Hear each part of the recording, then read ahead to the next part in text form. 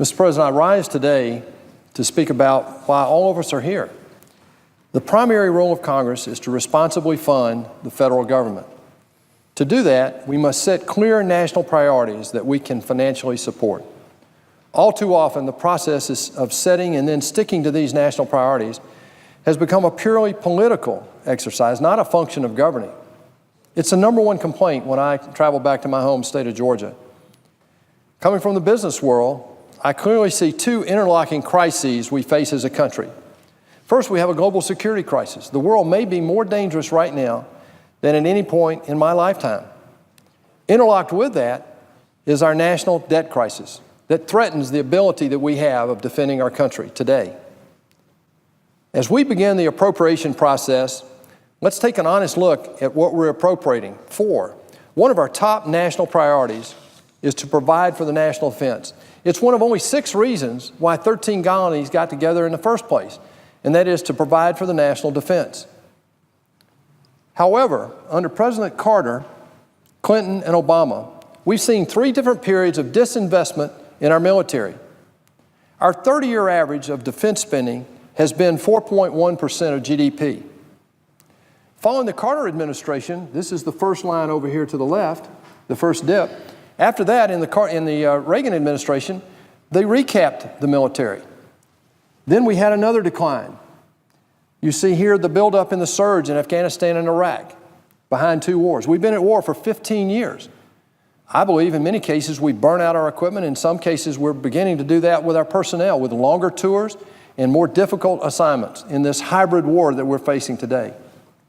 And then you see under this administration a further decline now to 3.1%. This is the lowest point since the Vietnam War, Mr. President. And the irony of that is that we're still spending $600 billion of a $4 trillion total spend of the federal government on our military. The irony is the 30-year average of 4.2%, we're 100 basis points below that, which equates to, with a 19 or $20 trillion economy, that's $200 billion almost. The question is how do we determine the priorities to keep a strong military, to make sure that we can fulfill one of 6 reasons why we came together as a country? We're about to have the smallest army since World War II, the smallest Navy since World War I, and the smallest and oldest Air Force ever. How can this be? The world's more dangerous right now than at any time in my lifetime. We see increased aggression from traditional rivals, Russia, China. We also see the rise of ISIS, partly because of our own intransigence. And they've got to be stopped now, or we're going to have to deal with them later here. Boko Haram, Al-Qaeda, ISIS, all these threats are beginning to be interconnected and pose threats not just in the Middle East, but around the world. Finally, we have nuclear threats from rogue regimes like North Korea and Iran, and emerging game-changing technologies such as cyber threats, which nations like Russia are using for hybrid warfare right now in Eastern Europe. And there's an emerging arms race in space that we just don't talk about publicly. This is why our women and men in uniform need to have the tools and resources to complete their missions around the world. This fiscal crisis is jeopardizing our ability to actually fund the missions being asked of our military today. Let me give you 2 examples, Mr. President. J-STARS is a fleet of planes, 16 in number. These planes all in total are over 1 million hours of service. They were used when the Air Force bought them to start with some 30 years ago. They were flown in commercial airlines around the world like Air India and Pakistan Air. Today, they find missions of oversight. The problem is they've outlived their useful life and they're being replaced. Or the theory was that they were going to be replaced, but because of our intransigence in Washington, the funding's not there to replace them. And so we're now facing an 8-year potential where we will not be able to fulfill their mission. These are the planes that provide oversight for our men and women who are in harm's way, Afghanistan, Iraq, in Southern Command, where we're interdicting drugs, in the Far East. Wherever men and women in American uniform face dangers, J-STAR is there overwatching their every move and protecting them in ways that no one else can in the military. All these planes have got to be replaced.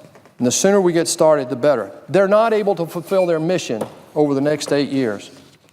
This chart shows the declining availability of the current fleet, down to 0 by 2023. It also shows that under the current plan, pending DoD approval and funding, The replacement fleet doesn't even start coming online until 2023, a start date that's now in jeopardy because of the current administration's budget request.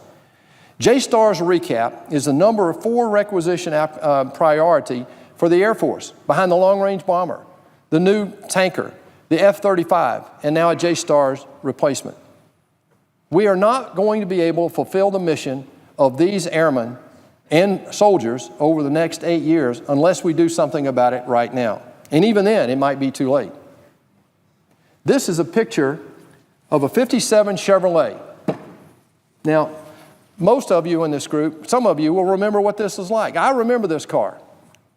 This is a collector's item. Some of my friends own this car. This car is of the same genre, same age as the airplanes we're now flying around the world.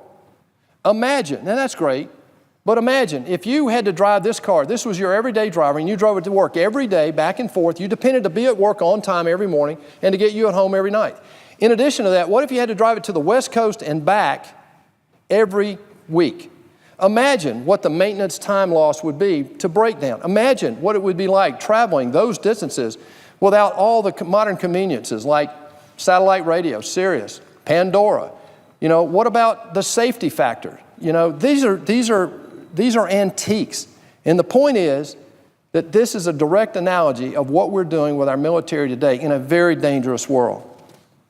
Now, Mr. President, that sounds ridiculous, but you know, we also have another example, and that is our Marines around the world are the first to hit a crisis. In Morón, Spain, we've got a contingent of Marines, and their mission is to protect our embassies in Africa. Post-Benghazi, that takes on a new level of importance, Mr. President. And these Marines do a great job. They're the best the very best of what we have in America. They're ready to go. The problem is, because of budget constraints, we're having to cut their fleet of airplanes, the Ospreys, the V-22s, in half, and that fundamentally cuts their mission in half. So they're not going to be able to fulfill the mission they have today the way that they're supposed to because of our own intransigence. So what's causing this great disinvestment in our military? Well, there's only one answer, Mr. President: the national debt. These two crises interlock in a way they never have before. It used to be that defense hawks and budget hawks were separate people. Today, I'm living proof. They can embody themselves in the same person because I am both. We have to be. We no longer have the luxury of debating both issues separately. In the past 7 years, Washington has spent $25 trillion running the federal government. That's bad enough. But the problem is we borrowed $9 trillion of that $25 trillion. That's 35%. The CBO, the Congressional Budget Office, says that over the next 10 years, we'll borrow 30% of that. What that means and why that's important is that fundamentally all of our mandatory spending, some $3 trillion, is mandatory. So we pay our first dollars go to that. The problem with that is that all of our discretionary, all of USAID, all of our foreign aid, all of our domestic programs, and all of our military expenditures fundamentally are borrowed under that scenario. And that's where we are today. Can you imagine that? With this level of borrowing, every dime we spend on foreign aid, I just want to reiterate, foreign aid, domestic programs, military, we're borrowing that money today because we haven't faced up to this crisis. This is a picture of our growing national debt. First, you have the period here under President Bush.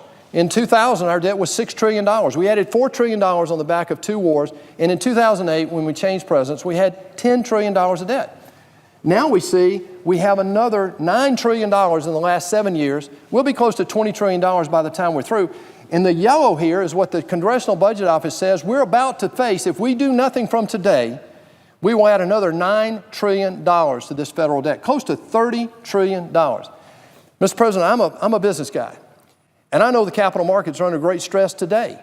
The danger of this is that this is just totally unmanageable. If interest rates were to reach their 50-year average of just 5.5%, we'd be paying $1 trillion in interest on a $4 trillion total budget. There's no way that's possible. That's about twice the amount we spend on our military, Mr. President.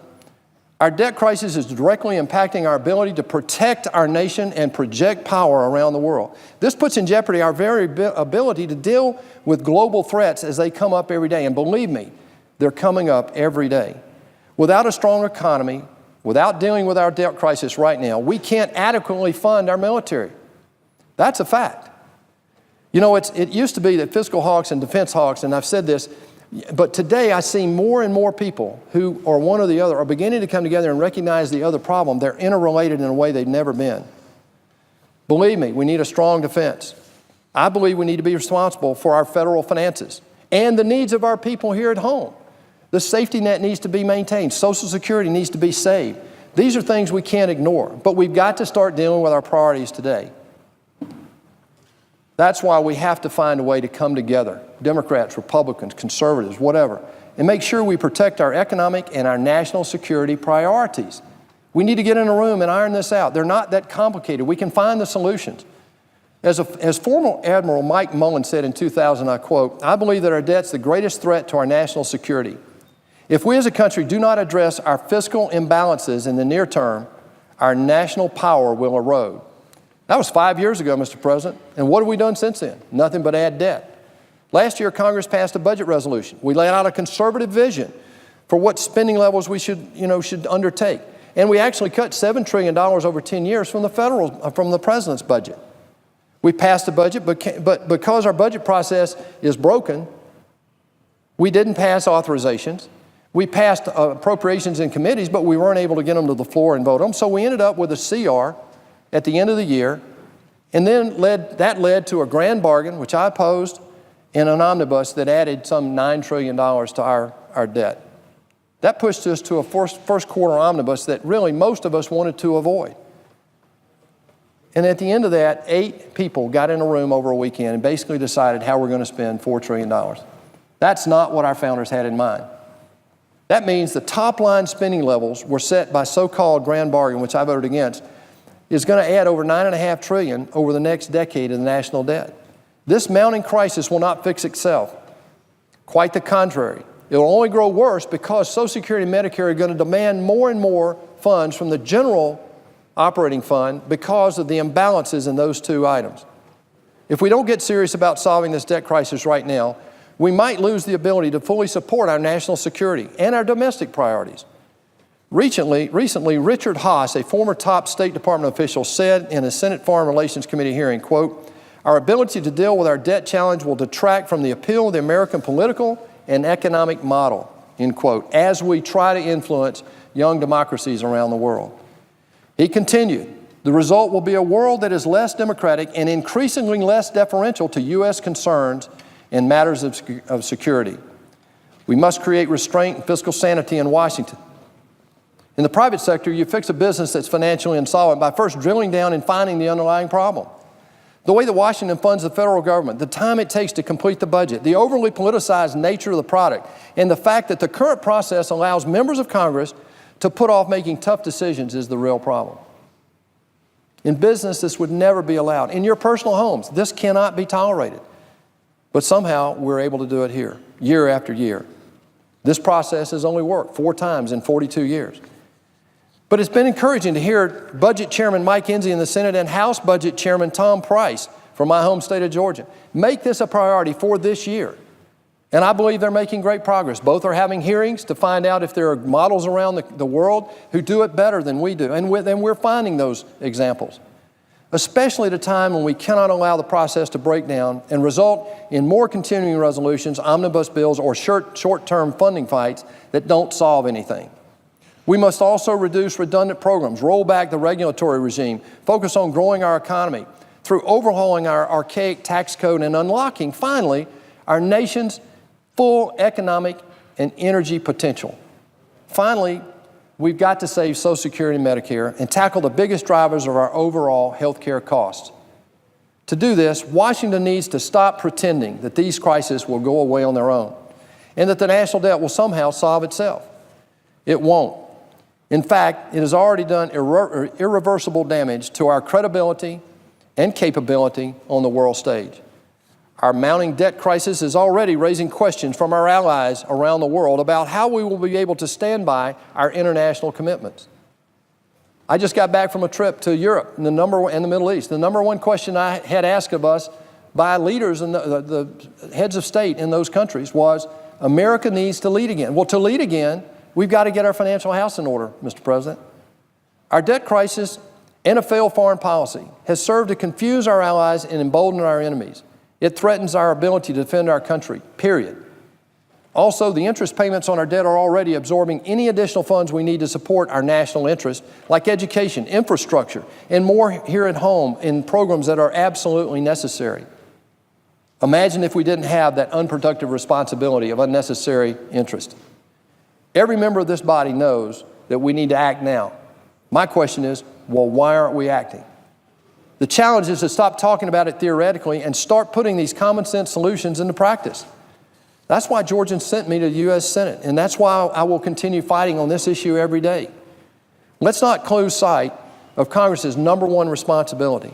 We're charged in the Constitution under Article 1 that we are supposed to responsibly fund the federal government and to ensure that the 6 reasons why 13 colonies got together in the first place are indeed met. Mr. President, I yield my time.